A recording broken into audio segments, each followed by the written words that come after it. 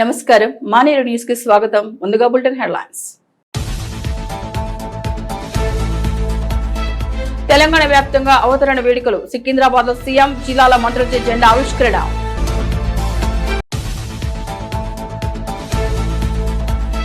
రాజ్యాలను దర్శించుకున్న దేవాదాయ కమిషనర్ కోడెల పరిరక్షణకు చర్యలు తీసుకుంటున్నట్టు వెల్లడి.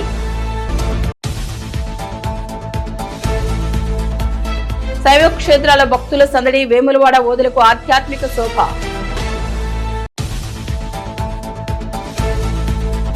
కరీంనగర్ డీసీఎల్ గా కోల ప్రసాద్. శుభాకాంక్షలు తెలిపిన కార్మిక సంఘాల ప్రతినిధులు.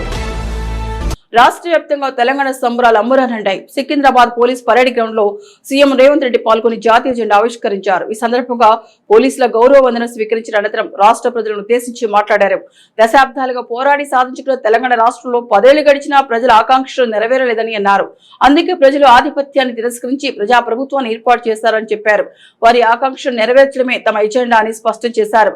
అనంతరం సీఎం తెలంగాణ ఉద్యమంలో కీలక పాత్ర పోషించిన కవులు, కళాకారులు, సాహితీవేత్తలకు నగదు పురస్కారాలు, ఉత్తమ సేవలు అందించిన పోలీసులకు మెడల్స్ అందజేశారు. అంతకుముందు అసెంబ్లీ ఎదురుగా ఉన్న గన్ పార్క్ అమరవీరుల స్తూపం వద్ద నివాళులర్పించారు సీఎం రేవంత్ రెడ్డి. రాష్ట్రం ఏర్పడి 10 ఏళ్లు గడిచినా ప్రజల ఆకాంక్షలు నెరవేరలేదు.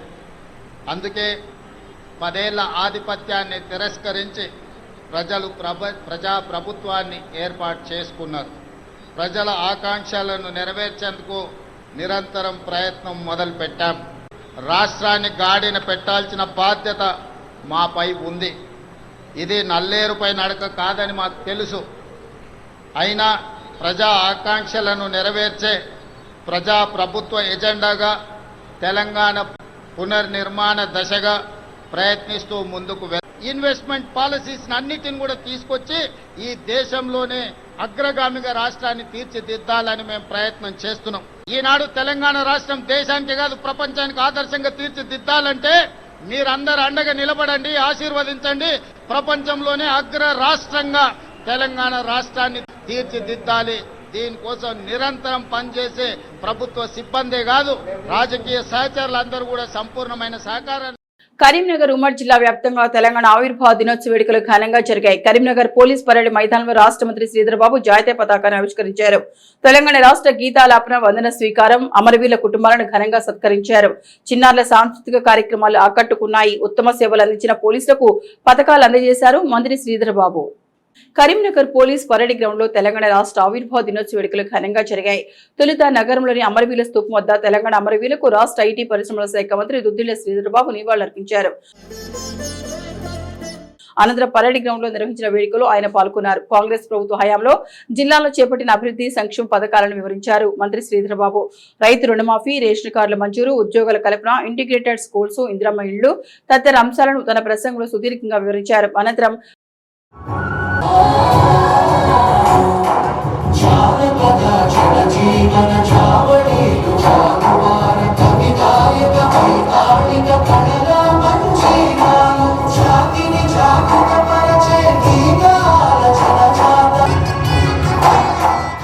తెలంగాణ అమరుల కుటుంబాలను సత్కరించారు. విద్యార్థుల సాంస్కృతిక కార్యక్రమాలు ఆకట్టుకున్నాయి.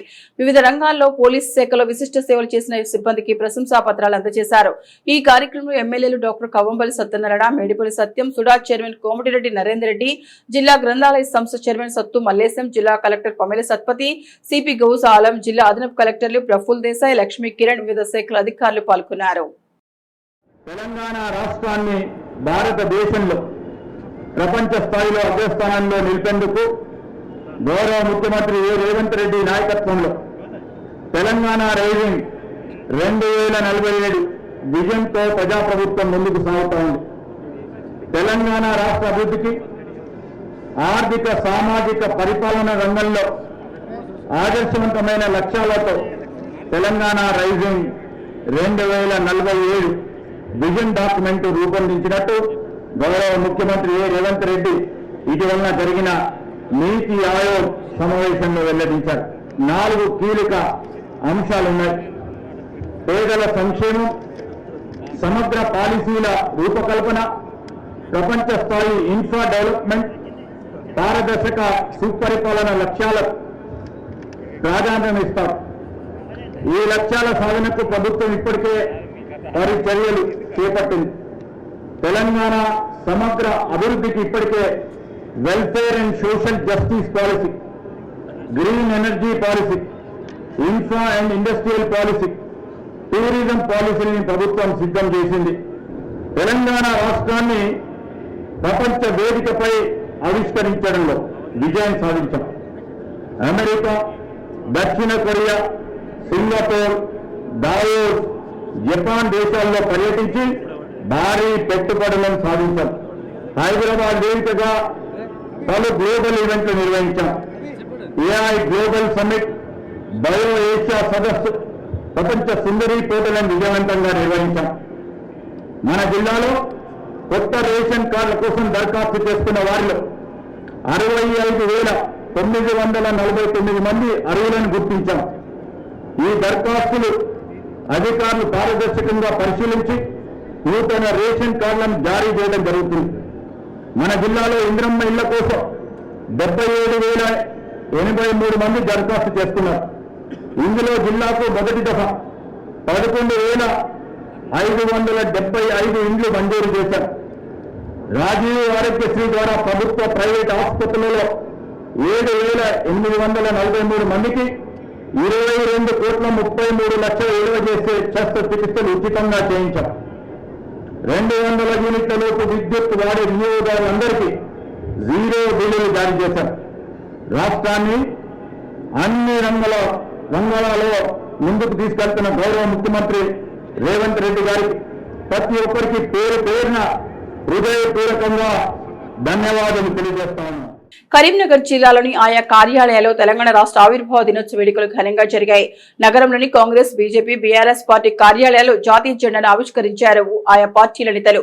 పద్మానగర్ డీసీసీ ఆఫీసులో ఆ పార్టీ జిల్లా అధ్యక్షులు MLA doctor Kavampalli Satyanarayana, MP ఆఫీసులో కేంద్ర మంత్రి బండి సంజయ్, బీఆర్ఎస్ ఆఫీసులో పార్టీ జిల్లా అధ్యక్షులు జేవీ రామకృష్ణారావు జాతీయ జెండాను ఆవిష్కరించారు.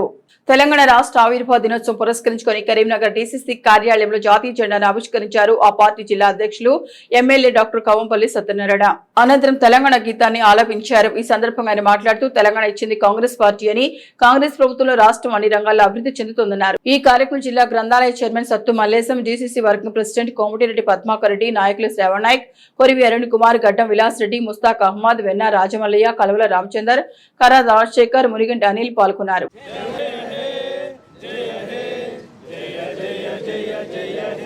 అందరికీ కూడా నేను ధన్యవాదాలు తెలియజేస్తా ఉన్నాను. కాబట్టి వచ్చిన తెలంగాణను అభివృద్ధి చేయడంలో రాష్ట్ర ప్రభుత్వము అకుంఠిత దీక్షతో దానికోసం పోరాటం చేస్తూ ఉన్నది. రాష్ట్ర అభివృద్ధి విషయంలో కానీ, అదేవిధంగా సంక్షేమం విషయంలో కానీ ఈ రాష్ట్రం ముందడుగు వేస్తూ ఉన్నది. ఈ ముందడుగు వేయడంలో ప్రతి ఒక్కరి కృషి ఉండాలని కోరుకుంటా ఉన్నాను. ఈ ప్రభుత్వం చేసే ప్రతి పనిని ప్రతి ఒక్కరు కూడా ఆశీర్వదించాలని, రాబోయే స్థానిక సంస్థల ఎన్నికల్లో కూడా ఈ యొక్క కాంగ్రెస్ పార్టీని ఆశీర్వదించాలని కోరుకుంటూ మరొక్కసారి రాష్ట్ర అవతరణ దినోత్సవం సందర్భంగా శుభాకాంక్షలు తెలియజేస్తూ కరీంనగర్ ఎంపీ ఆఫీస్ ఎదుట తెలంగాణ అవతరణ దినోత్సవ వేడుకలు ఘనంగా జరిగాయి. జాతీయ జెండా ఆవిష్కరించిన కేంద్ర హోంశాఖ సహాయ మంత్రి బండి సంజయ్ కార్యకర్తలు ప్రజలకు తెలంగాణ అవతరణ దినోత్సవ శుభాకాంక్షలు తెలిపారు. ఈ కార్యక్రమంలో మాజీ ఎమ్మెల్యే బొడిగే శోభ, మాజీ మేయర్లు సునీల్ రావు, శంకర్, మాజీ డిప్యూటీ మేయర్ గుగ్గిళ్ల రమేష్ నాయకులు పాల్గొన్నారు.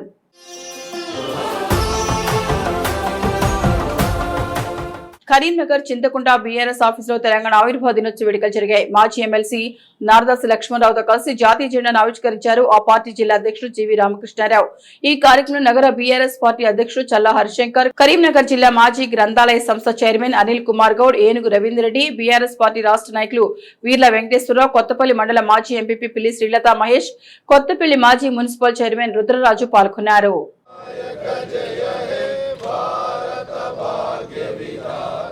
కరీంనగర్ గణేష్ నగర్ బద్దం ఎల్లారెడ్డి భవన్లో తెలంగాణ ఆవిర్భావ వేడుకలు జరిగాయి. జాతీయ జెండాను సిపిఐ రాష్ట్ర కార్యవర్గ సభ్యులు మరి వెంకటస్వామి ఎగురవేశారు.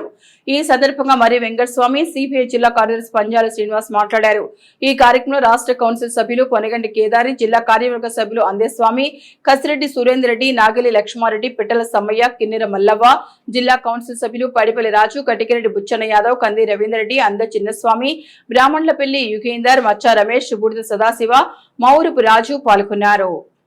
ముందుగా మీరందరికీ ప్రత్యేకమైనటువంటి తెలంగాణ ఉద్యమ అభినందన తెలియజేస్తూ కమ్యూనిస్టు పార్టీ అనేక పోరాటాలు ఉద్యమాలు చేసింది. తెలంగాణ రాష్ట్రం ఆవిర్భావం, తెలంగాణ రాష్ట్రమే నీళ్లు నిధులు నియామకాల లక్ష్యంతో ఈ మూడు అంటిని ఆంధ్ర పాలకులు దోసుకుపోతున్నారని, తెలంగాణ అభివృద్ధి కావడం లేదనే లక్ష్యంతో కులాలు మతాలకు అతీతంగా పెద్ద ఎత్తున పోరాటాలు నిర్వహించింది. తెలంగాణ ఆవిర్భావ దినోత్సవ వేడుకలు నిర్వహించుకోవడం జరిగింది. ఎన్నో ప్రజా ఉద్యమాలు, పోరాటాలు. ఆ రోజు భారత కమ్యూనిస్ట్ పార్టీగా ఏకైక జాతీయ పార్టీగా తెలంగాణ ఉద్యమంలో పోరాటం నిర్వహించిన చరిత్ర భారత కమ్యూనిస్ట్ పార్టీది. ఈరోజు కూడా మళ్ళీ తెలంగాణ ఆ రోజు రాష్ట్రం కోసం ఏ విధంగా అయితే పోరాటం కొనసాగించామో ఈరోజు మన తెలంగాణ ప్రజల హక్కుల సాధన కోసం మరో పోరాటానికి సిద్ధం కావాల్సిన అవసరం ఉందని తెలియజేస్తూ ఈ అవకాశం ఇచ్చినందుకు ధన్యవాదాలు తెలియజేస్తాను. అమరుల త్యాగాలతో ఏర్పడిన తెలంగాణ రాష్ట్రం అన్ని రంగాల్లో అభివృద్ధి చెందుతుందన్నారు తెలంగాణ రాష్ట్ర మహిళా commission chairperson Nerella Sharada. Peddapalli collectorate ప్రాంగణంలో తెలంగాణ అవతరణ దినోత్సవ వేడుకలు ఘనంగా నిర్వహించారు. ఈ వేడుకలకు ముఖ్య అతిథిగా హాజరై జాతీయ జెండాను ఆవిష్కరించారు. పోలీసు గౌరవ వందనాన్ని స్వీకరించిన అనంతరం ఆమె మాట్లాడారు. తెలంగాణ రాష్ట్ర ప్రభుత్వం విద్య, వైద్యం, మౌలిక సదుపాయాలకు ప్రాధాన్యతమిచ్చి ప్రజల బాగు కోసం పాటుపడుతోందని తెలిపారు. రాబోయే రోజుల్లో అన్ని వర్గాల ప్రజలను సంక్షేమ పథకాలతో ముందుకెళ్లనున్నట్టు చెప్పారు. ఈ కార్యక్రమంలో జిల్లా కలెక్టర్ కోయ శ్రీహర్ష, అదనపు కలెక్టర్లు అరుణశ్రీ, వేణులతో పాటు ఎమ్మెల్యేలు విజయ రమణారావు, రాజ్ ఠాకూర్, జిల్లా అధికారులు, ప్రజాప్రతినిధులు పాల్గొన్నారు.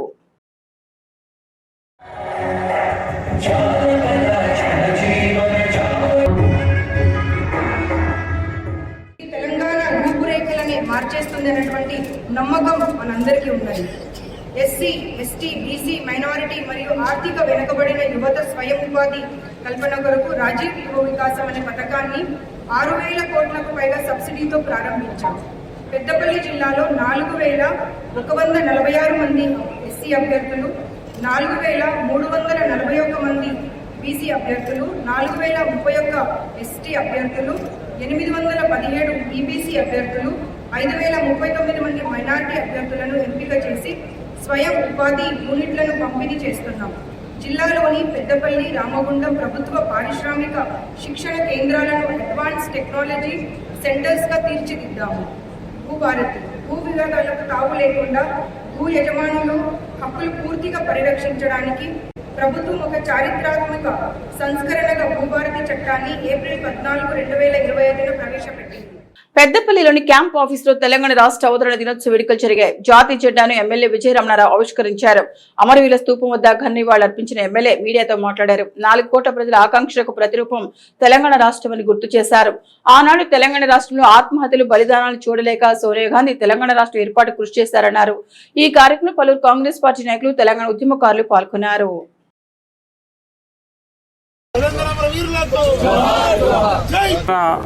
రాష్ట్ర 11వ ఆవిర్భావ దినోత్సవాన్ని పురస్కరించుకొని ఆనాడు శ్రీమతి సోనియా గాంధీ గారు మరి తెలంగాణ ప్రజల ఆత్మహత్యలు, బలిదానాలకు చెల్లించి ఆనాడు ఎంతోమంది అడ్డుపడ్డా, ఎంతోమంది కాదన్నా మరి ఉమ్మడి ఆంధ్రప్రదేశ్లో 42 ఎంపీ సీట్లలో మరి 2 సార్లు ప్రభుత్వం రావడానికి కేంద్రంలో అవకాశం ఇచ్చినటువంటి రాష్ట్రాన్ని 2 ముక్కలైనా ఒక పక్క పార్టీని వదులుకొని 25 సీట్లున్న పార్లమెంట్ ఉన్న ప్రాంతాన్ని వదులుకొని 17 సీట్లున్న మన తెలంగాణ రాష్ట్రాన్ని మరి ఏర్పాటు చేసినటువంటి సోనియా గాంధీ గారికి మన నిజంగా కూడా మన అందరి తరఫున మరోసారి వారికి శుభాకాంక్షలు తెలియజేసుకుంటూ యువ వికాసం కూడా రాబోయే తొందరలోనే దాన్ని కూడా ప్రారంభిస్తూ ఉంది ప్రభుత్వం. అంటే ఇటు సన్న బియ్యం కానీ, ఫ్రీ కరెంట్ కానీ, 5 లక్షల ఆరోగ్యశ్రీ 10 లక్షలు కానీ, ఫ్రీ బస్సు కానీ, తర్వాత రైతుల రుణమాఫీ కానీ, రైతుల బోనస్ కానీ, రైతు బీమా కానీ, వందలాది మంది యువకులకు మరోసారి మరి ఘనంగా మేమంతా కూడా వాళ్ళ నివాళులు అర్పిస్తూ ఉన్నాం.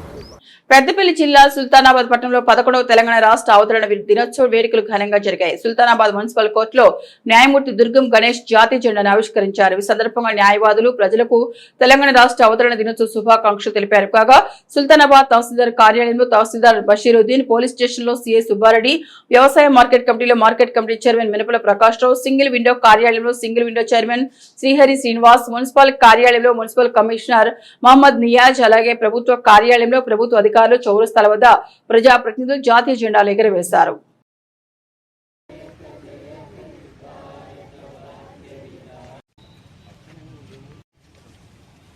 సుల్తానాబాద్ జ్యుడిషియల్ మెజిస్ట్రేట్ కోర్టు ఆవరణలో తెలంగాణ అవతరణ దినోత్సవం జరుపుకోవడం జరిగింది. అందుకు న్యాయవాదులకు, కక్షిదారులకు, కోర్టు సిబ్బందికి, పోలీసు వారికి, సుల్తానాబాద్ ప్రజలందరికీ తెలంగాణ అవతరణ దినోత్సవ శుభాకాంక్షలు. Thank you. రాజన్న సిరిసిల్ల జిల్లాలోని వేములవాడ శ్రీ రాజరాజేశ్వర స్వామి వారిని కుటుంబ సమేతంగా దర్శించుకున్నారు దేవాదాయ ధర్మాదాయ శాఖ కమిషనర్ వెంకట్రావు. ఈ సందర్భంగా ఆలయ ఈవో వినోద్ అర్చకులు పూర్ణకుమంతో స్వాగతం పలకగా కమిషనర్ ఆలయంలో స్వామివారికి ప్రత్యేక పూజలు చేశారు. అనంతరం స్వామివారి కళ్యాణ మండపంలో ఆలయ అర్చకులు కమిషనర్ దంపతులకు వేదోక్త ఆశీర్వాదం అందించగా ఈవో వినోద్ శేషవస్త్రం కప్పి లడ్డూ ప్రసాదం అందజేశారు. వారి వెంట ఆలయ సిబ్బంది ఉన్నారు.